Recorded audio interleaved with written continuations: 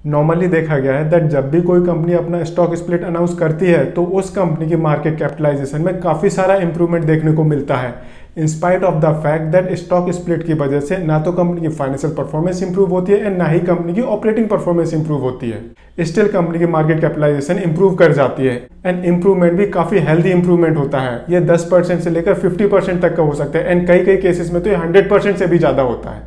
So let's discuss about stock split. Stock split basically it's a process जिसके through company अपने existing shares को multiple shares में divide करती है and that too in a specified proportion. Let's understand this with an example.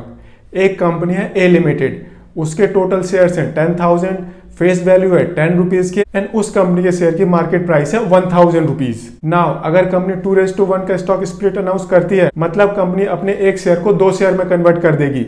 तो after split company के total share हो जाएंगे 20,000, कंपनी के शेयर्स की फेस वैल्यू हो जाएगी 5 रुपए की एंड कंपनी के शेयर की मार्केट प्राइस हो जाएगी 500 रुपीज पर शेयर की।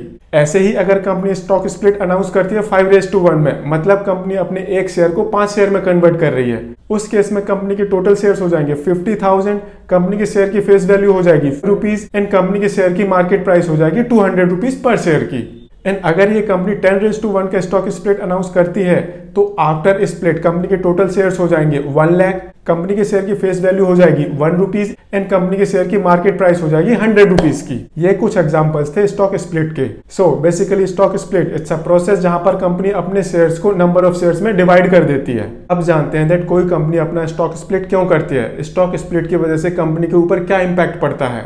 जैसे ही कंपनी अपना स्टॉक स्प्लिट करती है तो कंपनी के नंबर ऑफ शेयर एक स्पेसिफाइड प्रोपोर्शन में इंक्रीज हो जाते हैं एंड जैसे ही नंबर ऑफ शेयर्स इंक्रीज होते हैं तो कंपनी के शेयर्स की मार्केट में लिक्विडिटी इंक्रीज हो जाती है and almost all the cases में कंपनी के नंबर ऑफ शेयर होल्डर्स बढ़ जाते हैं। स्टॉक स्प्लिट की वजह से मार्केट में कंपनी का शेयर प्राइस एक प्रोपोर्शनेट रेशियो में कम हो जाता है एंड जैसे ही कंपनी का मार्केट प्राइस एक प्रोपोर्शनेट रेशियो में कम होता है तो पहले जो इन्वेस्टर्स कंपनी के शेयर को परचेस करने में थोड़ा सा सोचते थे बिकॉज कंपनी का शेयर एक्सपेंसिव होता था, अब वो उस कंपनी के शेयर्स को परचेस करना शुरू कर देते हैं। एग्जांपल लेते हैं, किसी कंपनी का शेयर प्राइस बिफोर स्प्लिट 50,000 रुपए का था तो काफी सारे इन्वेस्टर उस कंपनी के शेयर से दूर ही रहते थे बिकॉज ये अपने आप में एक बहुत ही एक्सपेंसिव शेयर है।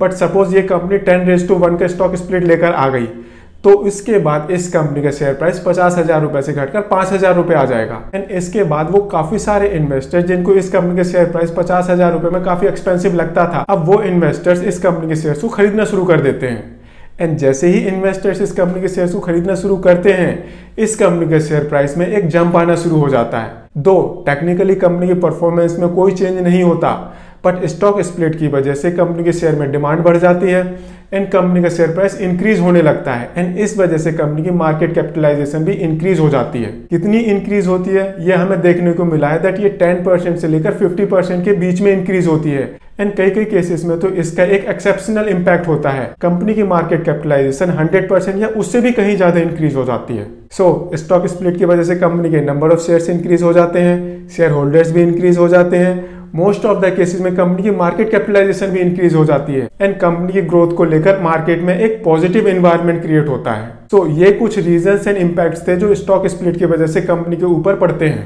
अब स्टॉक स्प्लिट के थ्रू कंपनी अपने शेयर्स को नंबर ऑफ शेयर्स में डिवाइड कर देती है। ऐसा भी होता होगा दैट कंपनी एक स्पेसिफाइड नंबर ऑफ शेयर्स को कंसोलिडेट करके अपने टोटल आउटस्टैंडिंग शेयर्स को कम कर देती होगी, ऐसा भी होता है एंड इसको हम बोलते हैं रिवर्स स्टॉक स्प्लिट। रिसेंट में ऐसा एक कंपनी ने किया भी है। अगर आपको उस कंपनी के बारे में पता है तो इस वीडियो में जरूर कमेंट करें। जब भी कोई कंपनी अपना स्टॉक स्प्लिट लेकर आती है तो उसमें काफी लंबा टाइम पीरियड इन्वॉल्व होता है बिकॉज स्टॉक स्प्लिट लाने के लिए कंपनी एक बोर्ड मीटिंग करती है, कंपनी एनुअल जनरल मीटिंग या फिर extra ordinary annual general meeting भी करती है। यहाँ पर कंपनी अपने मेमोरेंडम एंड आर्टिकल्स को भी अमेंड करती है। उसके बाद ये कंपनी फर्दर एक बोर्ड मीटिंग करती है एंड लास्ट में ये कंपनी अपना स्टॉक स्प्लिट इंप्लीमेंट करती है। इस सारे प्रोसेस में काफी टाइम लग जाता है। तो अगर कोई कंपनी अपना स्टॉक स्प्लिट लाती है तो इस सारे प्रोसेस में 1 से 2 महीने का टाइम पीरियड नॉर्मली लग जाता है। ये एक छोटा सा वीडियो था अबाउट स्टॉक स्प्लिट। अगर आपको ये वीडियो पसंद आए तो इसे लाइक शेयर जरूर करें एंड चैनल को सब्सक्राइब करें। Thank you.